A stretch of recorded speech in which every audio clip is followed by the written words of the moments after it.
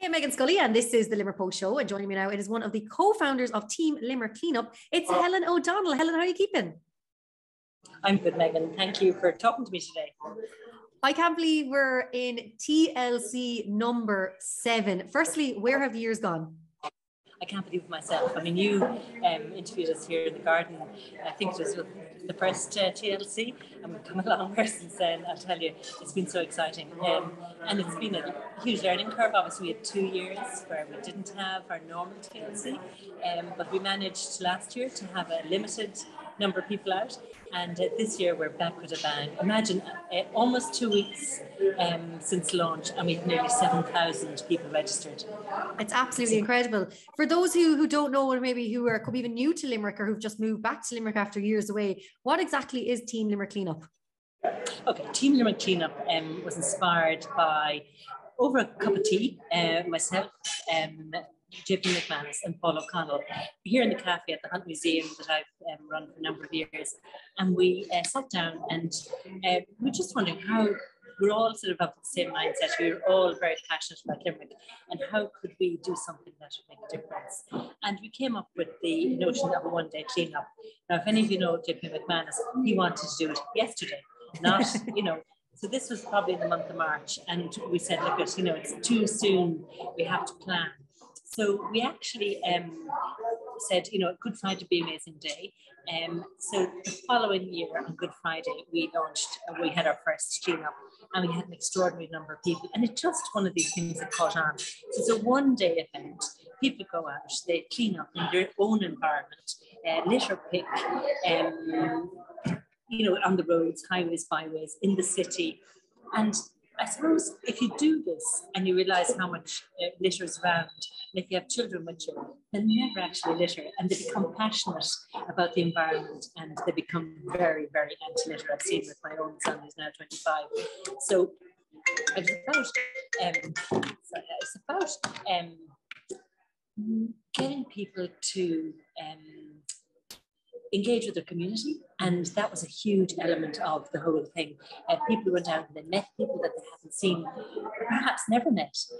So it was a really good catalyst in bringing people together.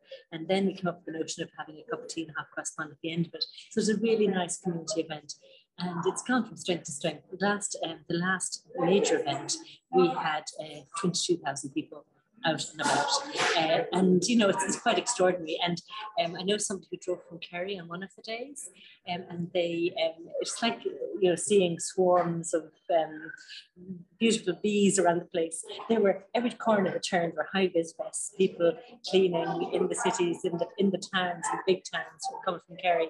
The whole way up to Adair, and then coming to Limerick City and saw the same thing. So it's a very exciting for us to have such a success in our hands. But this year we're particularly targeting a younger audience, targeting transition year, 16 to 25-year-olds, and we really feel that they are passionate about the environment. They're majorly into recycling, and they had Fridays for Future campaigns. So we really want to target them, and we have Cian Lynch and Declan Hannon and Roisin Rian, who's an extraordinary young woman, our Paralympian, who's I think a 5th year student.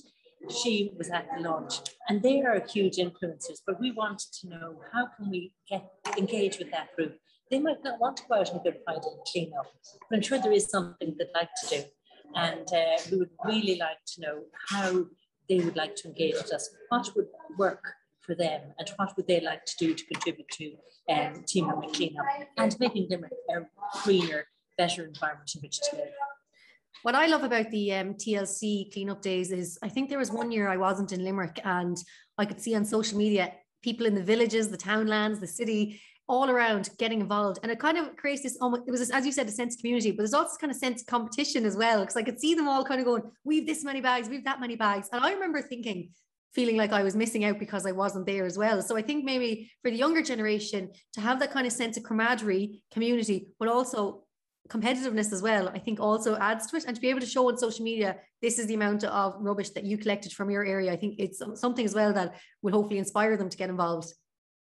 Yeah, it's a really good idea. Social media is huge, and we have gone to great extremes to trend on Good Friday. And on year one, Good Friday trended, and there was no way we were taking that off. But by year three, we were actually trending a few times number one. Now, it's all double Dutch to me, but it's a very competitive business. And I can see where, I think I agree with you that if you're competitive, but we have largely been community groups, families, tidy town groups, and they're an older cohort. So we just would like to really get down to that younger group. We have schools involved. We've always had the national schools and primary and post-primary involved. But I think this time we'd just like to target clubs, groups, friends. Just come up with a group of friends. And like I say, maybe it's the competition that would be. We did think of, what was the oldest piece of litter you could find, because, in ditches and hedges, there are a lot of really, really old pieces of litter. So you could find a date in something in a competition to find out. But I don't know what would make people engage more. I think it'd be great to see everyone as well getting out in your either club colours or maybe out in your team jersey, be it a GA, be it rugby or whatever sports you play or whatever maybe team you're involved, or dancing, or any sort of hobby you have. I think it'd be great to get out and maybe show your colours as well and show people that you're getting involved. Also, Helen, as we mentioned, there's already 7,000 people signed up, you said, volunteers. So for those who are watching and think, right, I need to get involved or I want to sign up my children, where can they do that? At teamlimerickcleanup.ie. Log on. It's really, really simple process to tick a few boxes, register, and then we will give you the kit and the bags and the gloves and the sanitizer, all the things you need to keep you safe. And you also get a safety statement, and there will be a number of safety briefings, which are really important, probably through Zoom or Teams or whatever, because it's really important that everybody's really safe on the day. And I would encourage people to go on to teamcleanup.ie and register. It's so simple. And you can do it as a group of friends, family, your community. Get your sports club that haven't got involved before. Lots and lots of clubs have.